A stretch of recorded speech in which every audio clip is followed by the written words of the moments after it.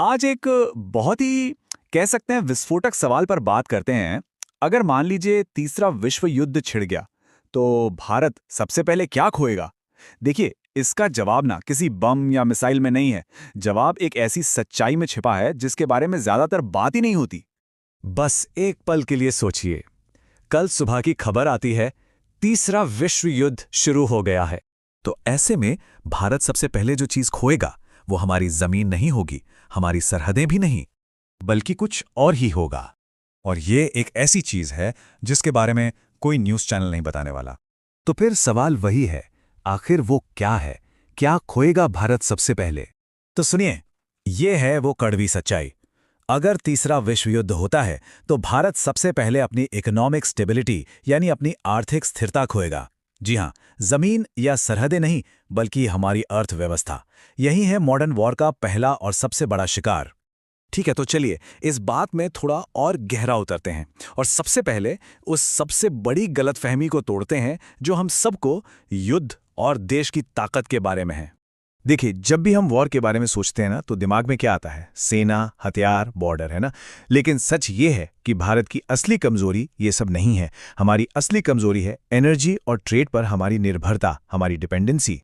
और बस यहीं से हम आते हैं अपने दूसरे पॉइंट पर कि कैसे इकोनॉमी ही असली टारगेट बन जाती है। अब जरा इस चार्ट पर नजर डालिए। ये जो आंकड़ा है ना, ये सच में चौंकाने वाला है। ये दिखाता है कि भारत कच्चे तेल के लिए कितना ज्यादा दूसरों पर निर्भर है। हम अपनी जरूरत का सोचिए 85% तेल इंपोर्ट करते हैं, मतलब बाहर से खरीदते हैं, और सिर्फ 15% हमारे देश में बनता है। ये एक बहुत ही बड़ा रिस्क है। और इस डिपेंडेंसी का असर है ना, वो एक चेन रिएक्शन की तरह होता है। देखिए, भारत के ज्यादातर जो ट्रेड रूट्स हैं वो इंडियन ओशन में है। अब जंग की हालत में सबसे पहला निशाना बनती है शिपिंग, यानी पानी के जहाज। और जैसे ही तेल की सप्लाई रुकी, ट्रांसपोर्ट रुक गया। ट्रांसपोर्ट रुका तो पूरी की पूरी इंडस्ट्री ठप, और नतीजा महंगाई आसमान छूने लगती है। तो अब सवाल ये उठता है कि इस पूरे इकोनॉमिक हमले की कीमत चुकाता कौन है? जवाब बहुत सीधा है, आम आदमी। मतलब जंग का असर हम सबके घर तक कैसे पहुंचता है? जरा इन स्टेप्स को देखिए। पेट्रोल 200 रुपए के पार। रसोई गैस का सिलेंडर मिलना एक लग्जरी बन जाता है। कंपनियां कोई नई नौकरी नहीं निकालती, और ऊपर से रुपए की कीमत तेजी से गिरने लगती है। और ये एक लाइन है ना, ये पूरी सिचुएशन को एकदम साफ कर देती है। देश युद्ध नहीं हारता, मिडिल क्लास टूटता है। युद्ध का असली बोझ सच तो यह है कि हमेशा देश का मिडिल क्लास ही उठाता है।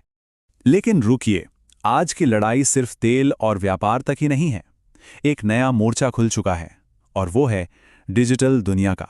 एक ऐसा भ्रम जो टूटने में जरा भी देर नहीं लगती। आप खुद देखिए, लड़ाई का तरीका कितना बदल गया है। पहले की जंगें मिसाइलों से लड़ी जाती थीं, पर आज की जंग वो साइबर, सैटेलाइट और डेटा से लड़ी जाती है। ये एक ऐसा अदृश्य मैदान है जहां झटके बहुत गहरे लगते हैं। और भारत के लिए डिजिटल रिस्क बहुत ज्यादा है। सोच कर देखिए, अगर पूरे देश का इंटरनेट ठप हो जाए, बैंकिंग सिस्टम स्लो हो जाए, जीपीएस काम करना बंद कर दे, और सबसे बड़ी बात, अगर यूपीआई ही बंद हो जाए, तो क्या होगा? पूरे देश में पैनिक फैल सकता है। तो इन सारे खतरों को देखते हुए अब सवाल ये है कि क्या भारत ऐसे किसी वॉर के लिए तैयार है? चलिए जरा ईमानदारी से देखते हैं। ये जो स्कोर कार्ड है, ये एक सच्ची तस्वीर दिखाता है। मिलिट्री डिसिप्लिन, ठीक है, इसमें हम मजबूत हैं।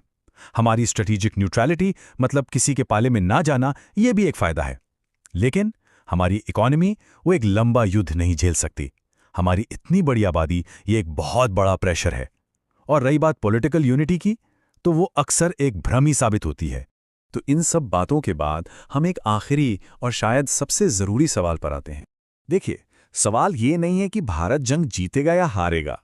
असली सवाल ये है कि क्या भारत उस जीत की कीमत चुका पाएगा, वो कीमत जो आखिर में आम लोगों को ही चुकानी पड़ेगी। तो आखिर में सवाल बस यही है, क्या भारत को युद्ध से दूर रहना चाहिए, या फिर एक सुपर पावर बनने की ये भारी कीमत चुकानी चाहिए? ये एक ऐसा सवाल है जिस पर हम सबको सोचने की जरूरत है।